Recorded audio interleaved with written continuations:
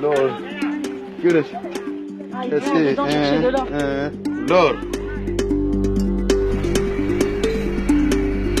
Nous sommes ici dans une mine d'or, près de Yamoussoukro, la capitale administrative de la Côte d'Ivoire. Et ici, l'or est très important puisque c'est ici en Afrique qu'on trouve les plus grandes réserves mondiales d'or, près de 60%.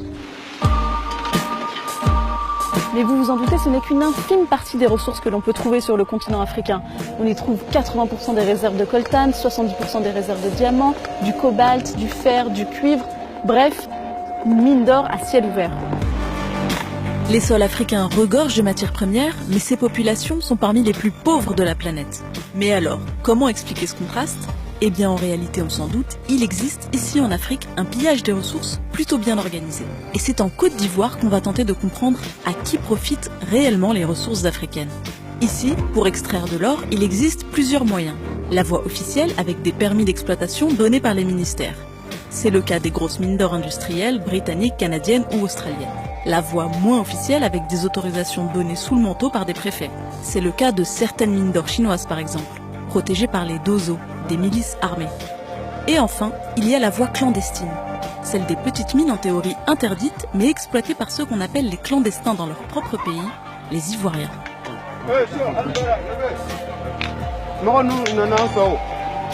Faites sortir mon Canadien là, mon Canadien. Regardez dedans là, mon Canadien là. Envoyez mon Canadien là. Vous n'avez pas de matériel à part les... Non, on n'a pas de matériel, c'est le piquage. Tu vois, chacun se débrouille. C'est là quand on vient là, c'est ça, les femmes la prennent. On lave pour les laver encore, pour avoir du quoi à manger. Mais on a beaucoup de difficultés. Tantôt, on nous dit d'arrêter de travailler, le gouvernement nous menace là parce qu'on n'a pas de papiers. Bon, ça nous fatigue un peu dans le travail. Ici, en Côte d'Ivoire, les 4 principales mines d'or industrielles sont exploitées par des groupes étrangers. Un groupe britannique, Randgold, un groupe australien, Newcrest Mining, et un groupe canadien, Endeavour Mining. Pour la mine d'or détenue par le groupe britannique, par exemple, 89,7% des recettes de l'exploitation reviennent à Randgold. Seuls 10% reviennent à l'État ivoirien et 0,3% à des investisseurs extérieurs. C'est impossible de lutter contre les entreprises à côté, les Chinois, les Anglais, Bon, on n'a pas su le même chemin parce que ce que nous gagnons, ça n'a rien à voir avec ce qu'eux cherchent. Nous, on cherche en haut et ils vont jusqu'en profondeur. Mais creuser les profondeurs n'est pas sans conséquences. L'exploitation minière détruit les sols et pollue les eaux. Nous quittons la mine d'or pour rencontrer les habitants du village voisin qui subissent depuis plusieurs années un véritable désastre écologique. La mine d'or chinoise rejette ses déchets dans le Bandama, l'un des plus longs fleuves de Côte d'Ivoire.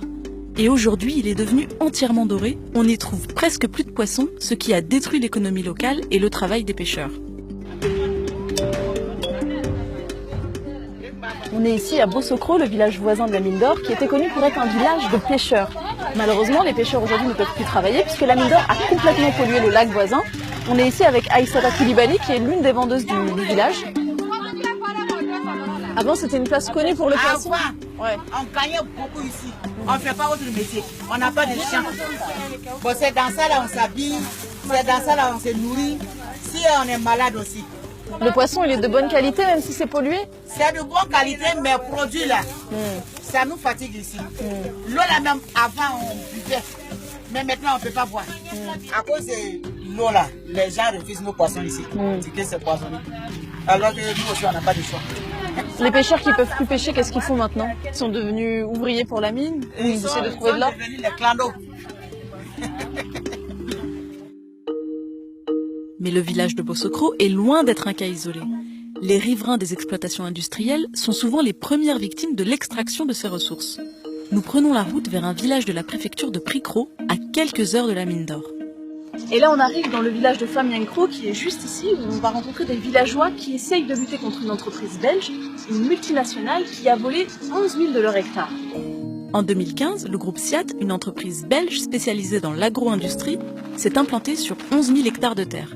Selon les villageois, lorsqu'ils ont protesté contre cet accaparement, les manifestants ont été violemment réprimés par la gendarmerie. 2 personnes seraient mortes, 70 auraient été emprisonnés et plusieurs disparus, dont des enfants.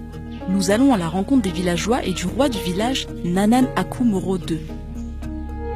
Les villageois ne voulaient pas que l'entreprise s'implante ici. Ils ont un peu essayé de s'opposer, sauf que la répression a été difficile. Est-ce que vous pouvez nous raconter un peu comment ça s'est passé?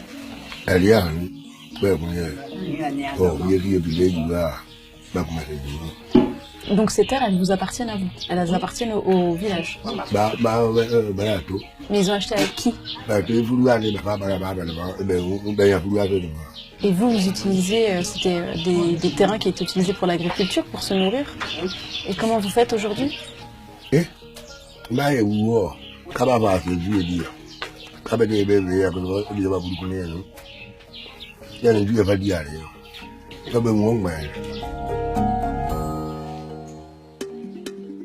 Malgré la violente répression et les risques qu'ils encourent auprès des autorités, les villageois tiennent absolument à médiatiser leur histoire.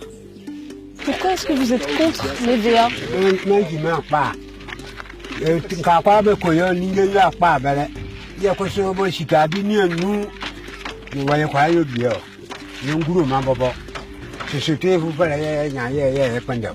En fait, ça appauvrit le sol, ça appauvrit les populations, ça ne se mange pas. Vous cultivez quoi, par exemple?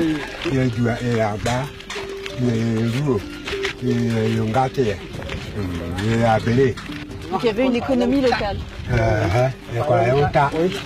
On avait une économie spéciale pour nous-mêmes. Pour ce village, on a fait ça de soi-même. En fait, on lutte à ce que nous ayons le terrain. C'est toute notre ambition. Ça. Si jamais nous avons le terrain demain ou bien après-demain, on saura ce qu'il faut faire. Vous voulez récupérer votre terrain. Voilà. C'est l'objectif, c'est qu'on vous rende votre terrain. Tous les villageois que nous avons rencontrés ont insisté sur l'aide que les médias pouvaient leur apporter. Ils savent que c'est aussi l'absence de couverture médiatique qui a permis ces abus. Oh, vous allez nous présenter qui? Celle-là, c'est notre maman.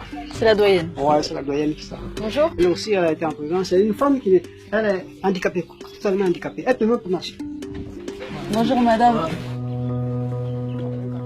Qu'est-ce qu'ils attendent de vous? Que tout le monde parte? Qu'est-ce qu'ils veulent en faisant tout ça? Que vous leur laissiez toutes les terres et que vous alliez ailleurs?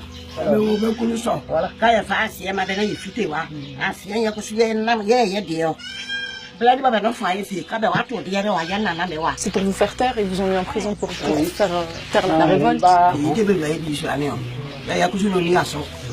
Vous allez résister jusqu'au bout. Au bout. Même s'il reste une mouche.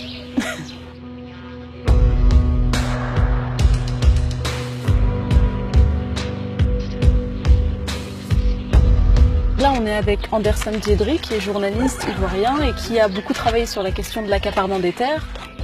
Nous, on a essayé de contacter SIAT. Ils n'ont pas voulu nous répondre. Toi, tu as essayé de les joindre aussi pour tes sujets. Ils t'ont jamais répondu. Moi, ça ne m'étonne pas qu'on ne vous réponde pas parce que globalement, on ne veut pas que...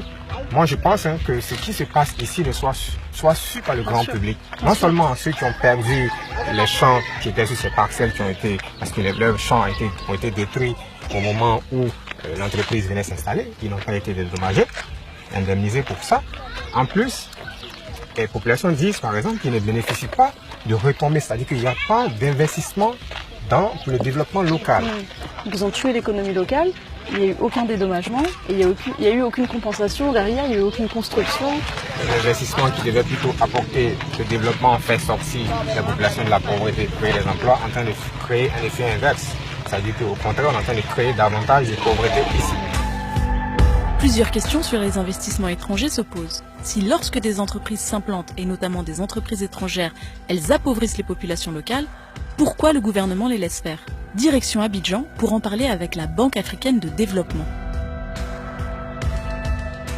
Et nous sommes ici à Abidjan, dans le quartier d'affaires, le Plateau, où nous allons rencontrer l'un des 7 vice-présidents de la Banque africaine de développement. Comment est-ce qu'on peut expliquer ce paradoxe entre la richesse des terres et la pauvreté des populations? Dans certains projets, comme les gros projets d'infrastructure, ces projets d'infrastructure appuient l'ensemble de l'économie. Nous avons 5 grandes priorités. La première priorité, c'est d'éclairer et d'alimenter l'Afrique en énergie. La seconde priorité, c'est de nourrir l'Afrique. Je parlais des autres plus tard. Nourrir l'Afrique, feed Africa. Alors si je peux juste vous pardonner, parce que c'est très intéressant. Justement, on a rencontré, en fait, on est allé dans un village, parce que nourrir l'Afrique, c'est très important. Et donc, on est allé dans ce village de Famiankro, où 11 000 hectares de terre ont été spoliés à ces villageois qui étaient contre, ont été donnés à une entreprise belge, SIAT, qui cultive de l'EVA, donc du caoutchouc qui ne se mange pas. Et donc aujourd'hui, justement, ces populations-là ne peuvent plus se nourrir. Elles ont essayé de manifester contre. Il y a eu des très graves répressions, il y a eu des morts, il y a eu des personnes emprisonnées. Et donc, là, typiquement, on a un cas où, très clairement, on a appauvri des populations qui ne peuvent plus se nourrir au profit d'une entreprise étrangère qui, elle, du coup, gagne de l'argent sans reverser quoi que ce soit à ces populations-là. Vous parlez d'un cas particulier bien sûr, que je ne connais pas. Donc, de manière générale, notre politique est l'inverse de ce que vous décrivez. Notre politique, c'est précisément de développer des chaînes de valeur locales et régionales. Nous sommes une banque et nous ne finançons pas tous les projets. Ce projet-là, par exemple, il n'est pas financé par la Banque publique de développement. Ce projet SIAT, d'accord. Lorsqu'elles s'implantent dans des villages ou dans des villes, ces entreprises promettent des créations d'emplois.